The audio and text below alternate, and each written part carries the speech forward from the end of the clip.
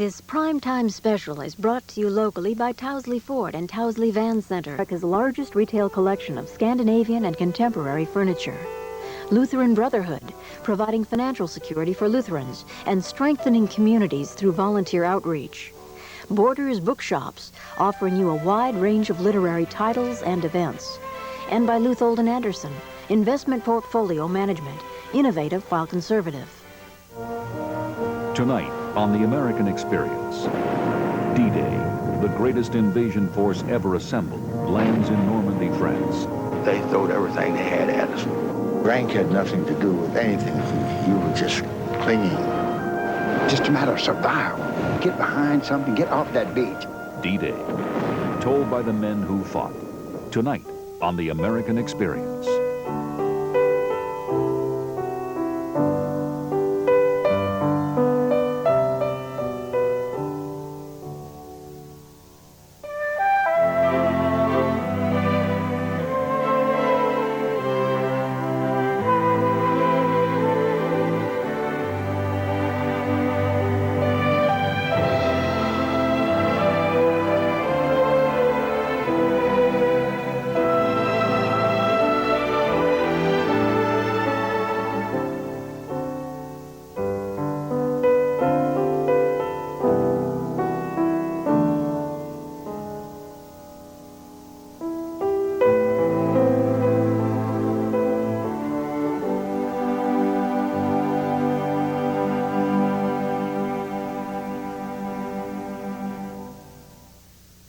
Major funding for this series is provided by the Corporation for Public Broadcasting and by the annual financial support of viewers like you.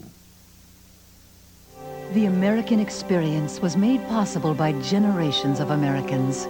Funding for this program was made possible by American Express.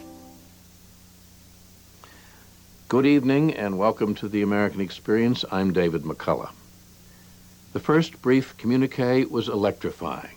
London, Tuesday, June 6, 1944. Under command of General Eisenhower, Allied naval forces, supported by strong air forces, began landing Allied armies this morning on the northern coast of France. The world caught its breath.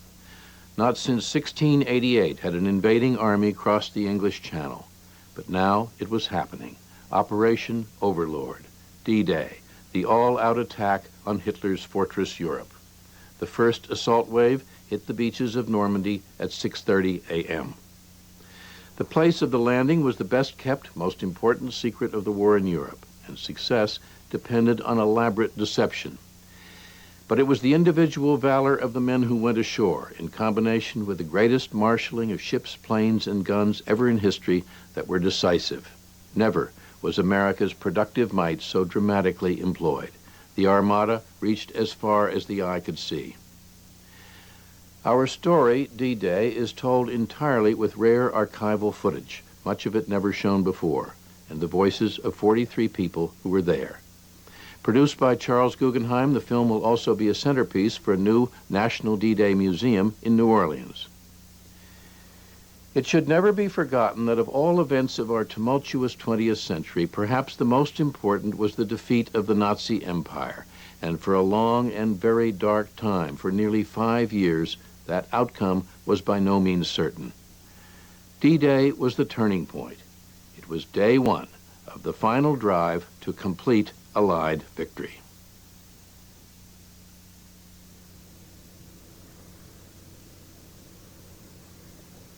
All was quiet.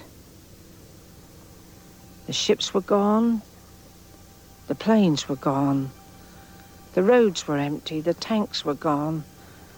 And all these hundreds of Americans and that had been milling around our city were gone.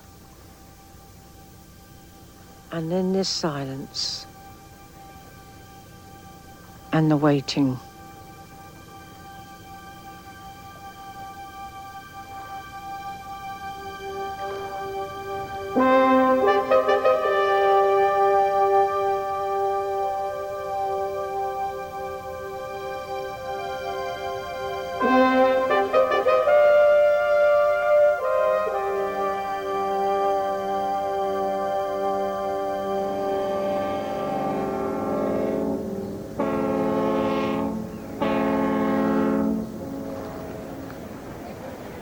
England, the spring of 1943. The American ships began to arrive in great numbers.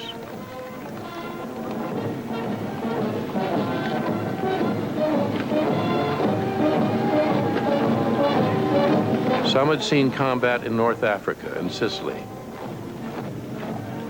but most were untested, fresh from the training camps of North America.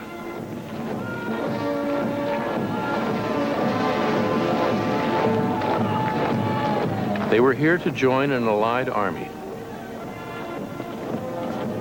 to become part of the largest invasion force in history.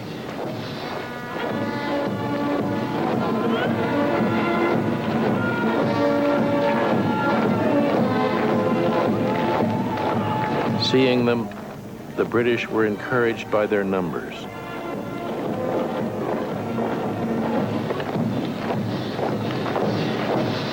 The island had been at war for 4 long years, and now the Americans had arrived.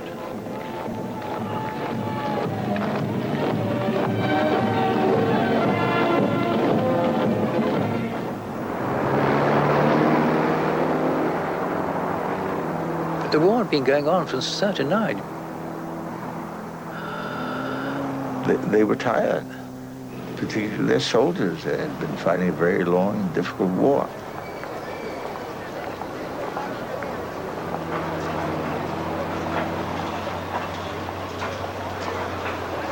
It did not take long for a visiting American to become aware of the nearness of war.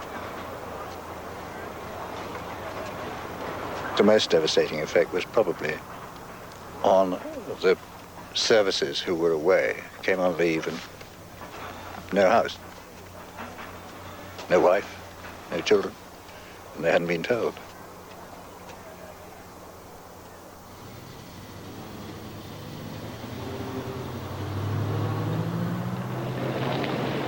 On January 16, 1944, General Dwight D. Eisenhower arrived in England to assume supreme command of the Allied Expeditionary Forces. He had not led troops to combat, but he possessed an extraordinary talent for planning and military diplomacy. He's really chairman of this great Allied committee. Marvelous at that.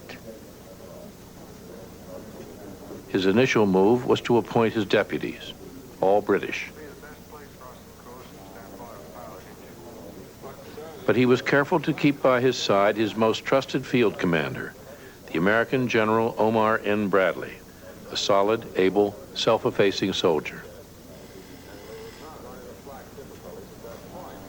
If you look at the team of extrovert prima donnas he was trying to run, the way he kept them all together was quite astonishing, in fact. I mean, you couldn't have a more prima donna-ish man than Field Marshal Montgomery. A bloody good soldier. But he was a very difficult man.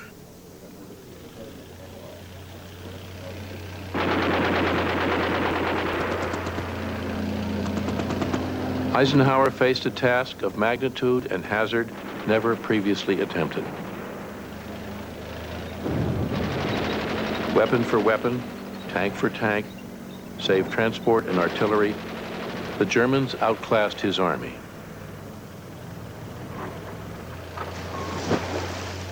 An army he would have to move up to 100 miles across the English Channel and storm a heavily fortified coastline.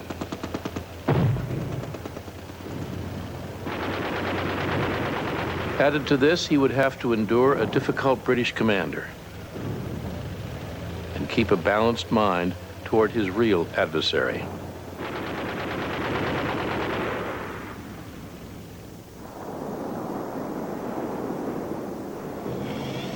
The man the Allied forces would have to face on the beaches of Normandy was Field Marshal Erwin Rommel, one of the most brilliant generals of the war.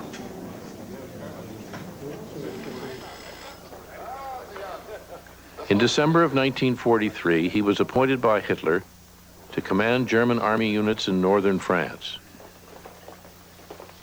to hurl back the Allies if they landed there.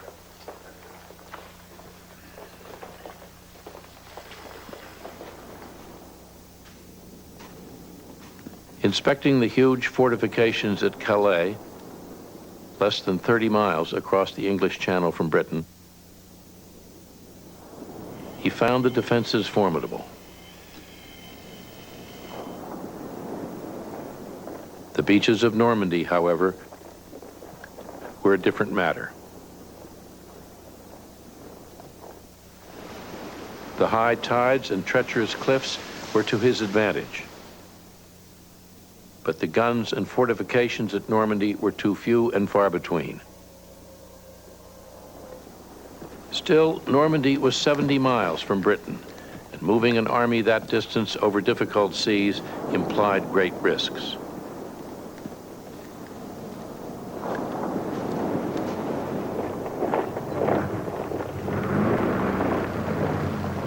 The only hope that Rommel had, and he knew it, was to have a force ready to move immediately towards the spot where anybody landed.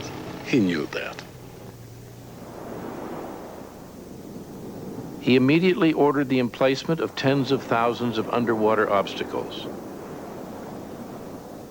And though he intended to inflict heavy casualties on the landing craft, he was convinced success lay in attacking the enemy with armor on the beaches.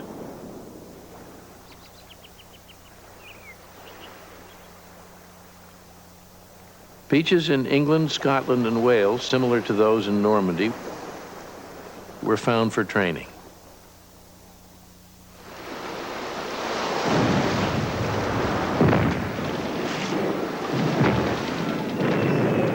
Eisenhower and Bradley chose the 29th, 4th, and 1st Infantry Divisions to make the initial assault. The three divisions that would wage the fight for the first 1,000 yards. Only one, the 1st Division, had ever been in combat.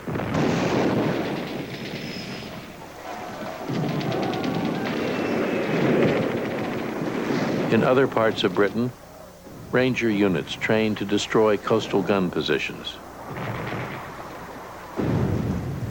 We climbed all the cliffs of southeast and southwest England. We climbed a lot of cliffs. We lost some good men.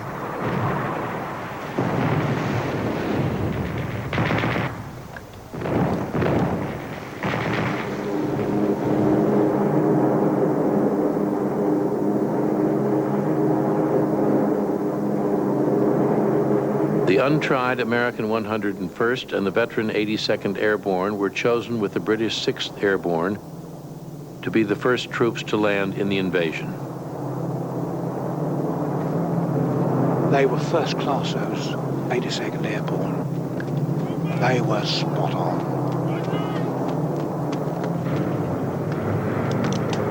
Much of the success of the first day would depend on the skill and bravery of small groups of men able to take things into their own hands.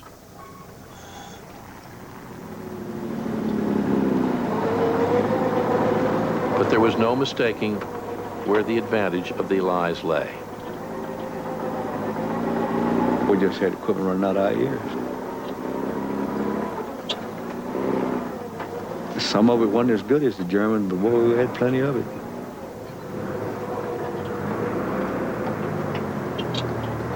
Half of England was under tarps.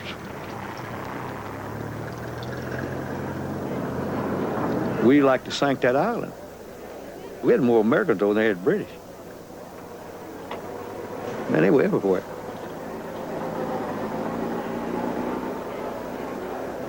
And we liked each other and really cared about each other. It's a wonderful counterforce to the terror of being alone in battle.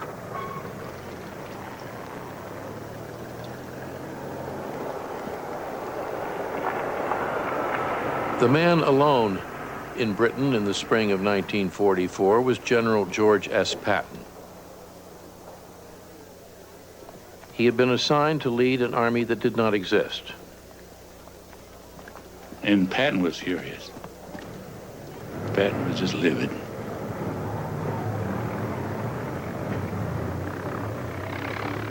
Patton was in command of a fictitious army intended to deceive the Germans into believing it was going to invade France at Calais, the shortest distance from Britain, less than 30 miles, across the Channel from Dover. They actually moved units of a Phantom Army all around England without moving anything. We'd recorded the sound of tanks moving along, their squeaking noises. Our tanks were absolutely marvelous.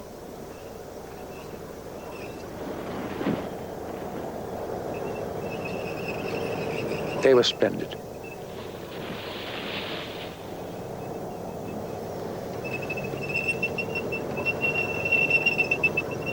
Because hundreds of lives were depending on this.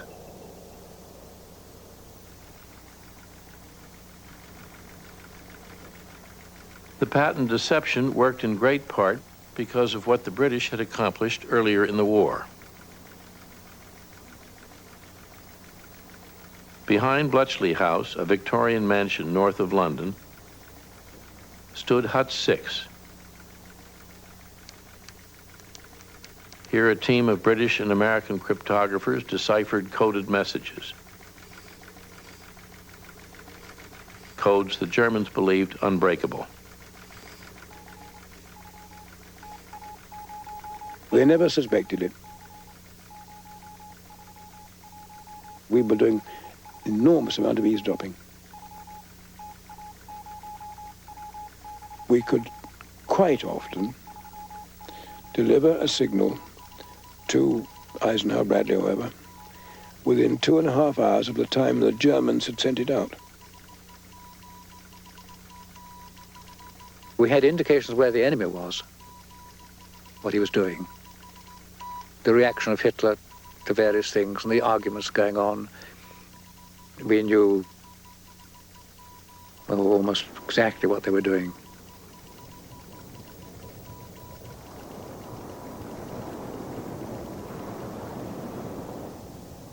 But the Germans were doing things on the Norman beaches the Allies knew little about.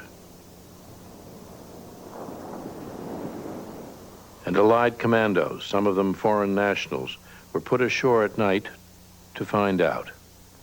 We did the one reconnaissance on the British beach, and then we did this on Omaha Beach, getting a closer view of what the defenses are looking like. The crucial thing was to check this beach bearing capacity. They took infrared pictures while avoiding German patrols. If one was captured and they discover that you're Hungarian, they hang you on the spot. So that's why I always pretended to be a Welshman.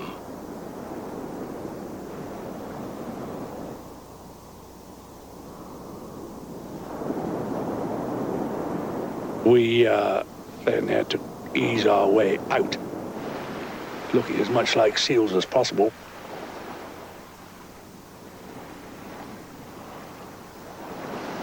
Equally important was the information radioed to Britain at great personal risk by the Maquis, the Free French, who were being supplied by the Allies at night. The Maquis would put 3 lights out, and they would stand at the downwind end usually, and they'd flash the letter of the day. And if they flashed the correct letter, you would drop.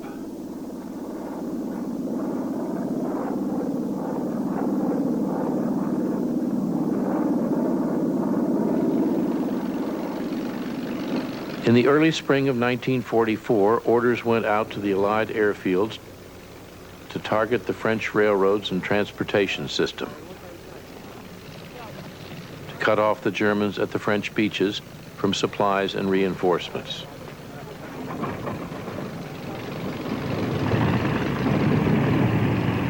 For 18 months, Allied bombers had concentrated on destroying German industry, often suffering heavy losses.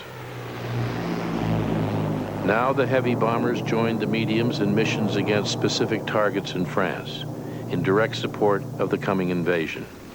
They were the horses, we were the hounds.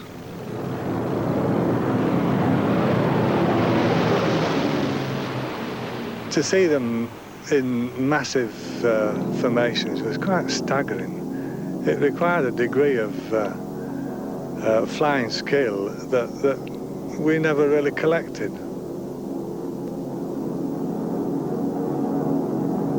It was so comforting when you come up over the coast and all of a sudden you look out and you see a couple of fighter planes on either side of you.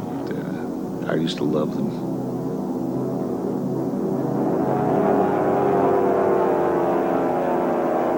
100 Messerschmitts attacked 6 Spitfires. The Spitfires would meet them head on.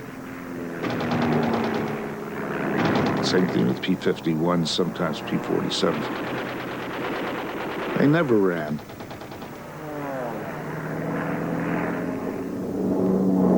Before the Allied landing in France, the German Air Force had to be destroyed.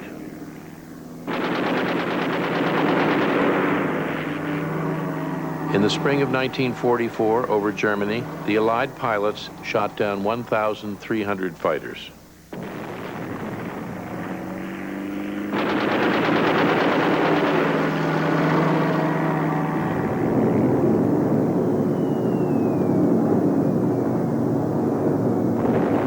Now, the bombers could concentrate on the river bridges and rail yards in an attempt to keep the Germans from moving supplies from Calais to Normandy and from Paris to the sea.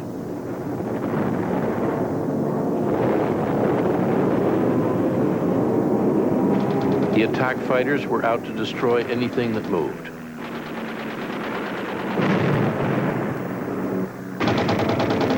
All over the place, part of Calais, Cape Grenay, all over the place.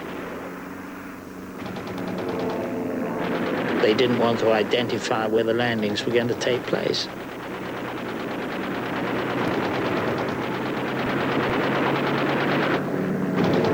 We had timetables of trains which we got from the resistance. You get the hell shot out of you. 50% or more.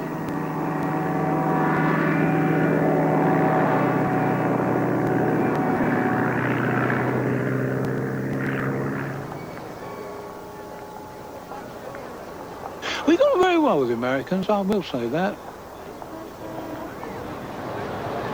You know the saying about American soldiers in England? Overpaid, oversexed, over here. They always had a smile, and they were always cheerful and always uplifting and saucy.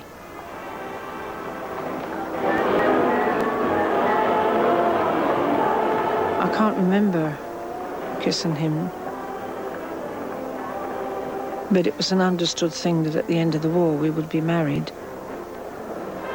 There were so many people that met, laughed, and partied.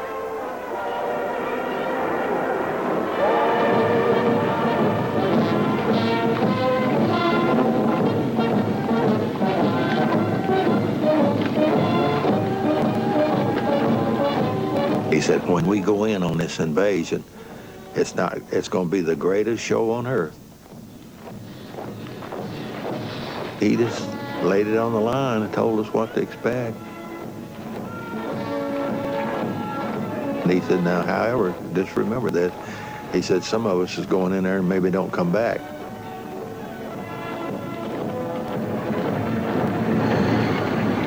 You know, when you go to war, somebody don't come back.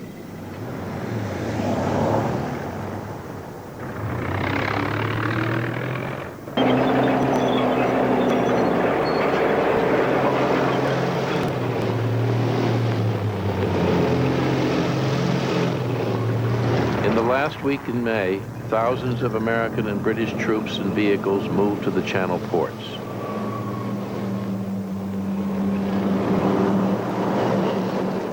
It was quite obvious to everyone that something very serious was afoot, because we became saturated with men.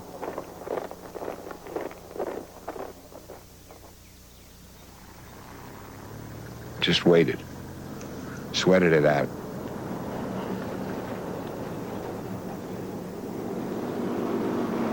They were confined and under tight security. A staggering weight of secret orders was unsealed. They knew at the briefing that this was the invasion.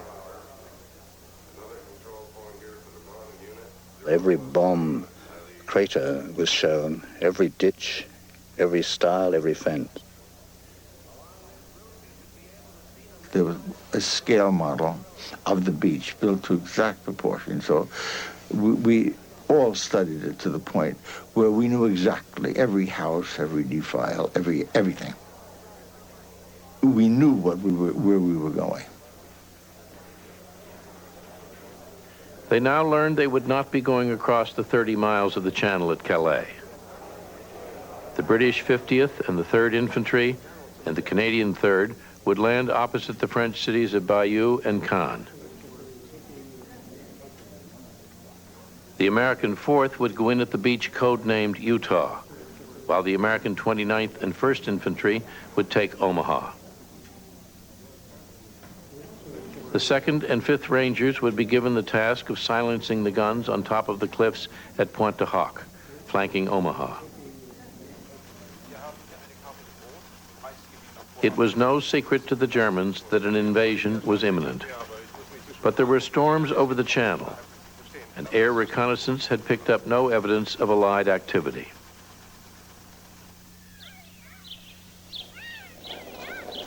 On June 4th, Rommel arrived home to celebrate his wife's birthday. He had brought her a pair of shoes from Paris. On June 8th, he planned to see Hitler at Obersalzberg and to persuade Hitler to give him command of all armored divisions in Normandy. Hitler was not anxious to see Rommel. He did not trust him, he had told others,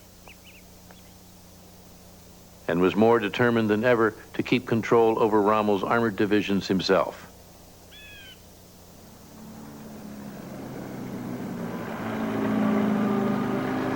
In England, the loading of the ships that would carry the vast army across the sea to Normandy continued.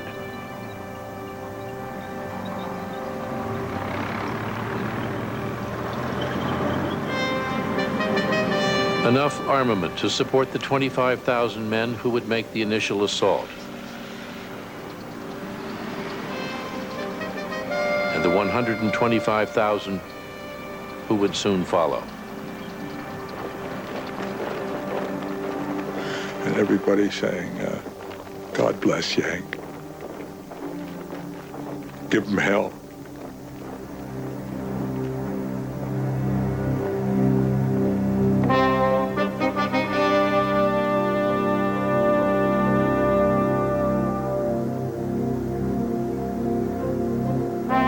They were loaded on ships in the same order they would storm the Normandy coast.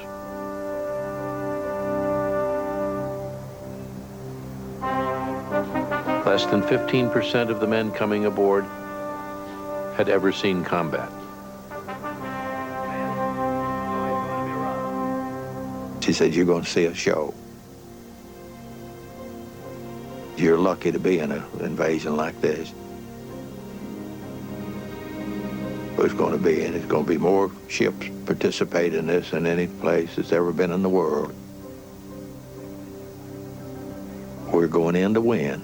There's no coming back. And he left the ship.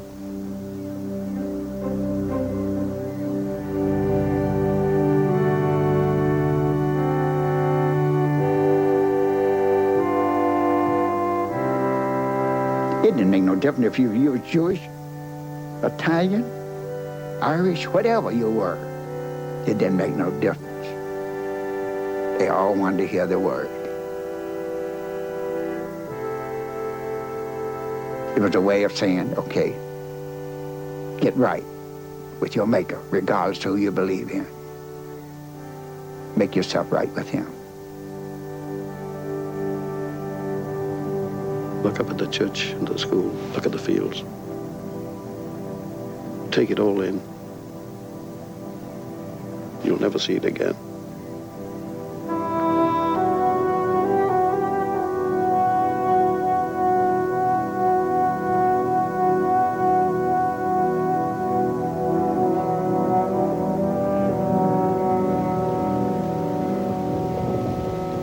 The invasion was to go on June 5th, but a storm forced postponement. At Suffolk House near Portsmouth, Eisenhower had to decide. There must have been about, I don't know, 15 of us there. The two great men were there, Monty and Eisenhower.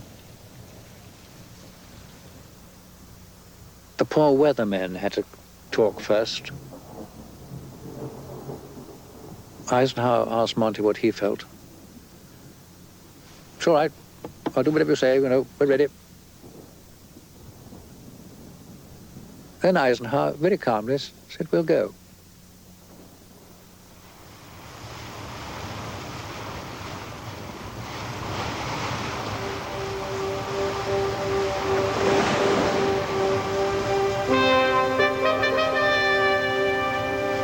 On the evening of June 5th, the largest naval armada in history sailed for Normandy. The minesweepers was first. They'd went in there first. One of our submarines went there and laid a line for us, little green lights. Battleship Nevada, Texas, and Arkansas went in there. And then there was 3 British battleships went in.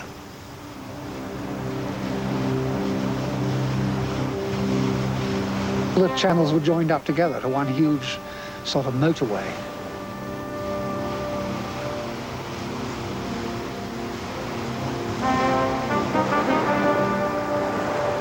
Because it really was rough.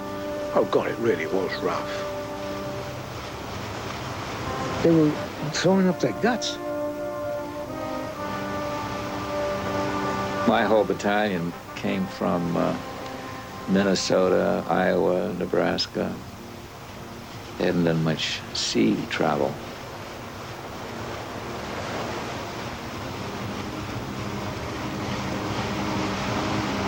But I was sick the whole way across, hoping and praying that the boat would sink. Get us off these ships. I don't care what's waiting for us.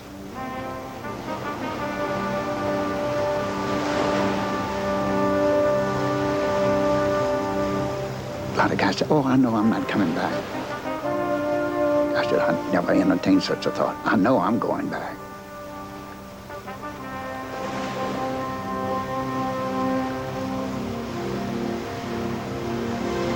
Well, I sat down and wrote 2 letters, one to my grandmother, one to my fiancée.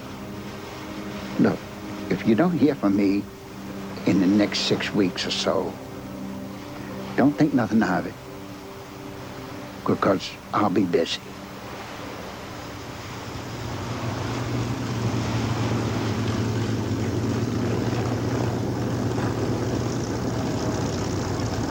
At 10:30 p.m., with the invasion armada en route to Normandy, the Supreme Commander visited the 101st Airborne.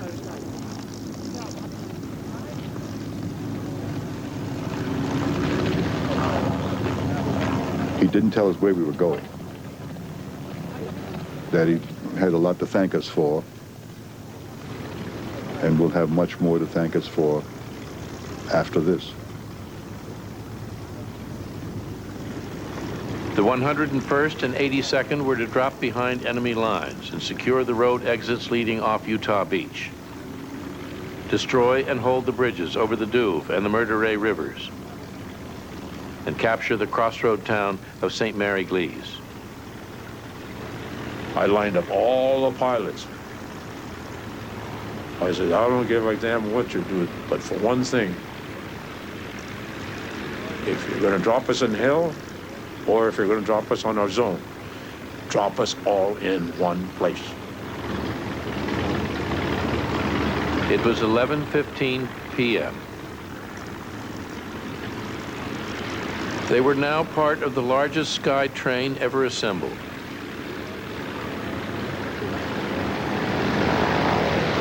(822) C-47s carrying 13,000 paratroopers.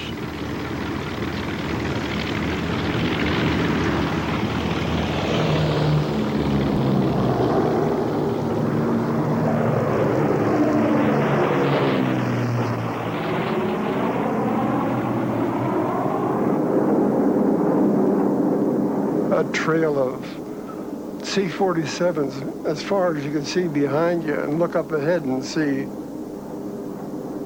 C-47s as far as you could see ahead of you.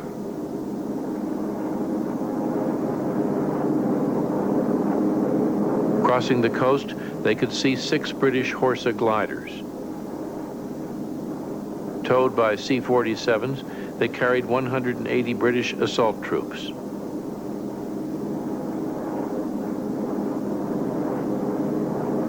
Their task was to capture the Caen Canal and Orne River bridges and preserve a link between the British airborne troops and those advancing from the beach.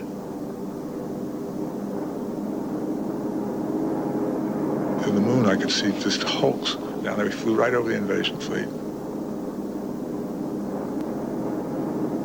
When we crossed the coastline, I started pointing down and yelling at the men, that we were crossing. You could see the white of the beaches below us. They went into this cloud cover or fog bank. Some went above it, others went down below it.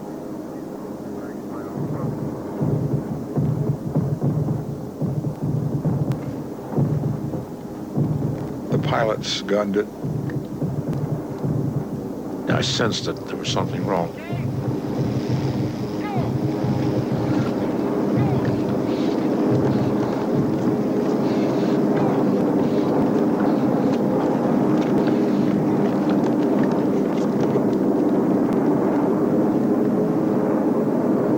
Then it just tore the equipment right off of you.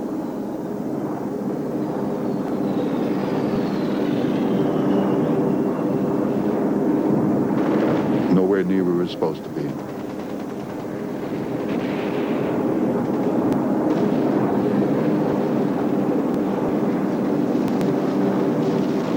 Troopers were scattered everywhere.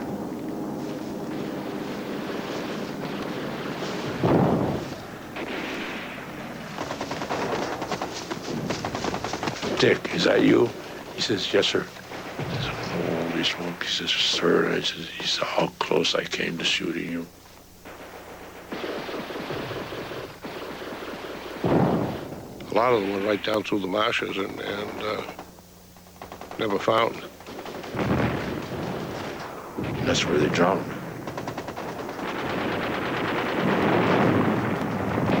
It was dead paratroopers everywhere.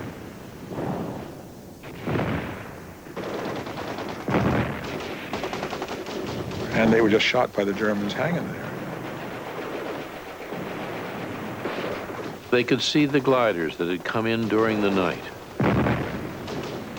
I saw a 2-star General line there just dead as you could be.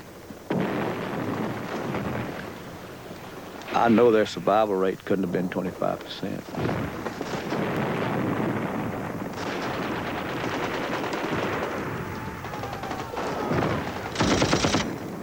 The Germans were everywhere.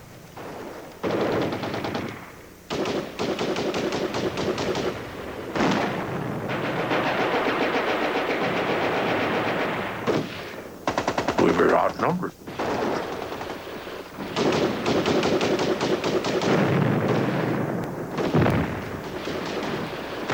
Communications to Cherbourg had been cut.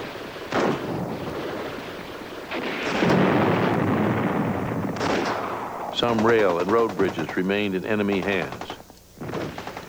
Other objectives were difficult to hold. We had made up our minds that no one was coming through that roadblock. But the Utah beach exits and the bridgehead over the Douve had been secured. And the first French town of the war had been liberated. It was a terrible day for paratroopers. But they did some terrible fighting in there, and they really made their presence known. The bombardment of the beachhead started. And it sounded like rolling thunder, and you could even feel the ground shaking from it, even though we were 5 miles inland. My God, those kids are going to be hitting that beach.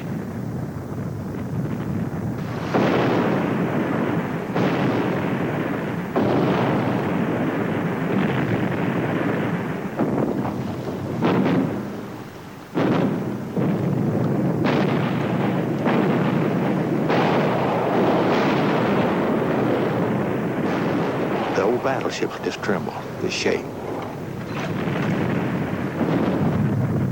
Concussion's what gets you.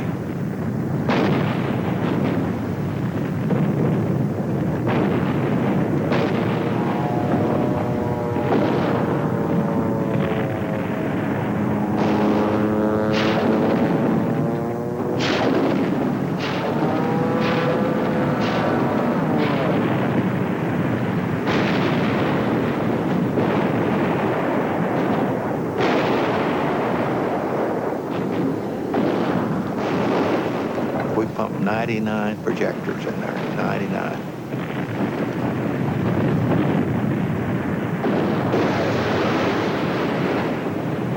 They knew we was there. I looked down in the hole, you know, and I swear to God, you never saw such a mess. I just vomit all over. It was just like a man going to a picture check. There was no turning back. They throwed everything they had at us.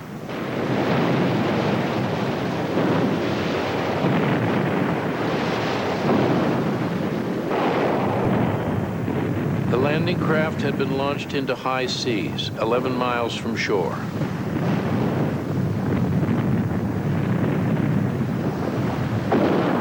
No coxswain, none of them knew where they were heading.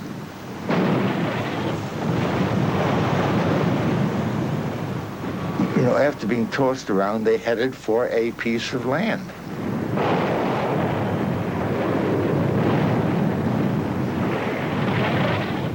The Germans could see us out to sea, but we couldn't see the shore.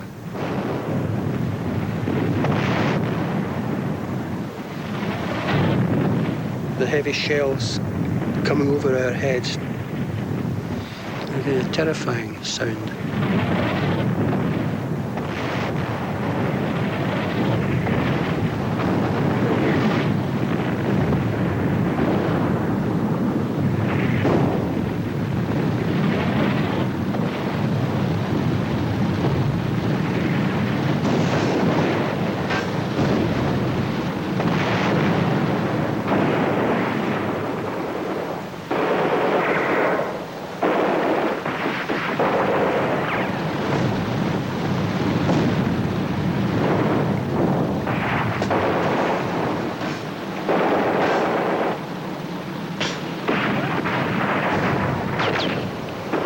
Machine gun bullets was hitting the front of it. Because when you dropped that ramp, the machine guns was right into it. I was the first one. First one across.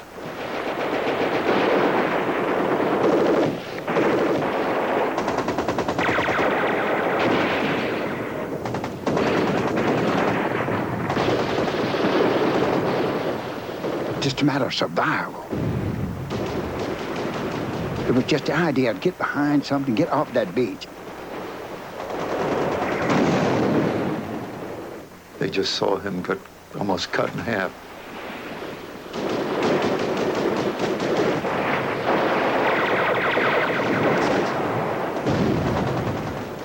Confusion, total confusion. We were just being slaughtered. The British were experiencing terrible inflating fire and heavy losses of tanks and landing craft on the obstacles. But it was on Omaha Beach where the carnage was taking place. The swimming tanks were sinking, and none of the heavy armor was getting ashore. The poor guys, they died like sardines in a can, they did. They never had a chance.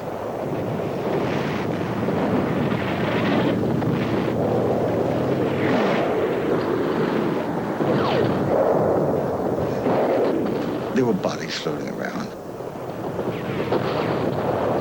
No end of them. You couldn't lay your hand down without you didn't touch a body. You had to weave your way over top of the corpses.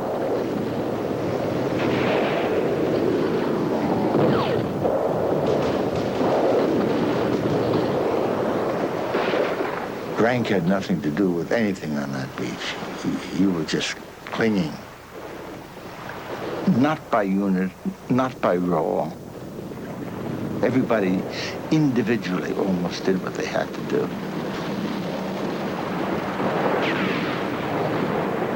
Would it help to go in closer? And I said, sure would.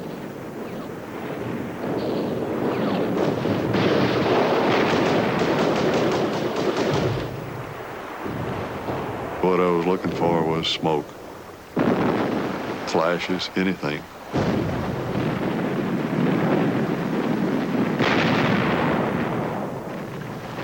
I wasn't around, but I damn nearly was. How come they're going to kill us all? Said we're too close to this beach. Think positive, man.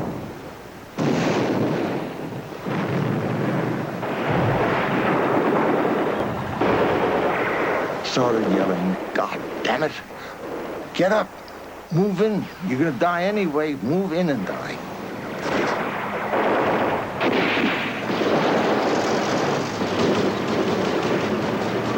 With no more orders than to move forward and stay alive, mixed units and individuals, one by one, took things into their own hands.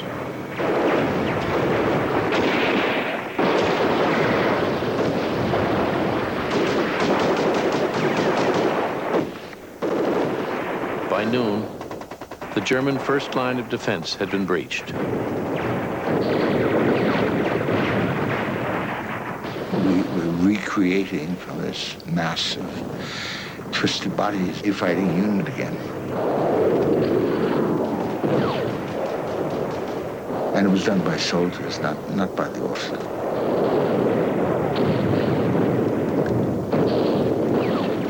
Troops were inland, not far, but inland. It was just mortars and rifles.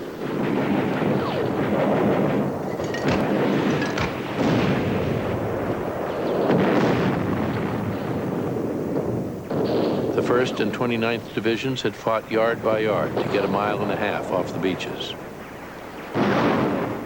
The 4th Division from Utah was in 4 miles, and with the help of tanks had made contact with the airborne troops of the 101st.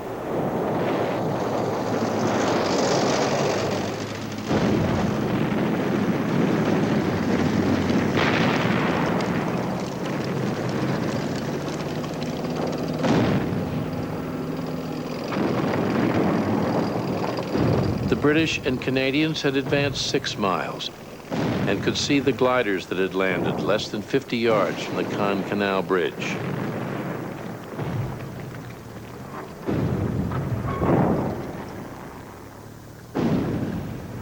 It was time to add up the cost. Over 9,000 had been killed or wounded that day. This is what dying is like. The feeling that, you know, the rest of my life is like a free bonus.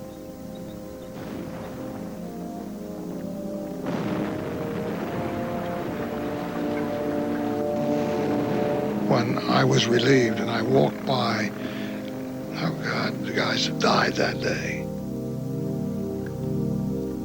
All those beautiful, wonderful friends of mine.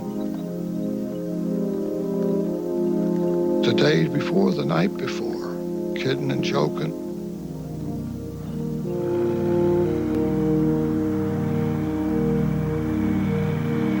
The exits were all secure by noon. The whole goddamn place was alive with stuff coming ashore. It was just backing up. It was all over the place.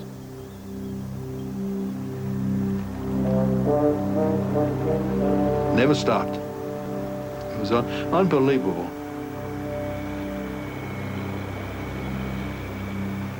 But it was a scene of as if the hand of God had just strewn all the debris in the world over. You know, rubble and bodies, and trucks moving, roads being built. All of that was happening.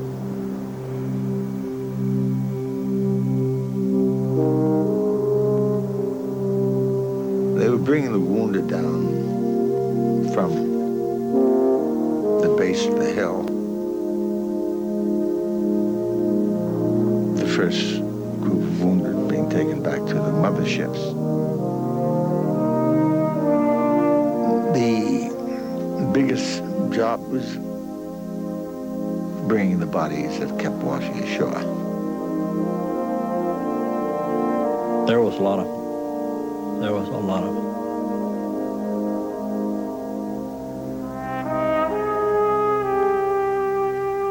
Unlike the morning, the sea was welcoming, as if it were paying its respects to the men who had fallen, who, out of a nation of millions, had been selected for reasons only known to fate, to represent us on the beach that day.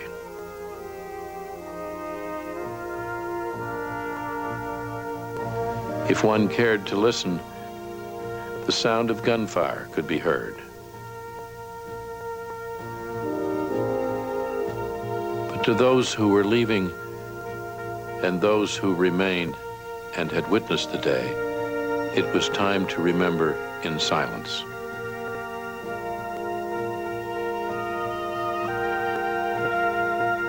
It was over. I mean, it was quiet, as if nothing had happened. The beach was not any general's business. They had no say, none whatsoever. It would have made no difference who commanded us in those first hours. None.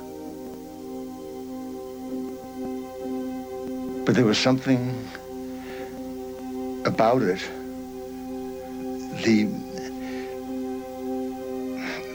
the essential feeling of being there on that beach.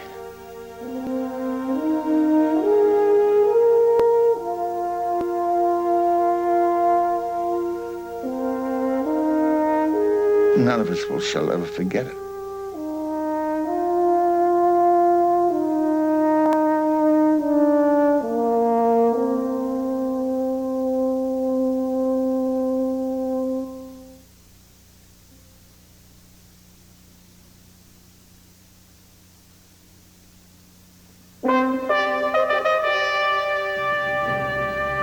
Coming up from the decks of the QE2, an all-star extravaganza of songs, stories, and spectacle. It's D-Day Remembered, a musical tribute from the QE2 next. Then, the true life experience of an idealistic young cadet's path to combat-numbed warrior. Part 2 of a fighter pilot story, 90 minutes from now here on Channel 2.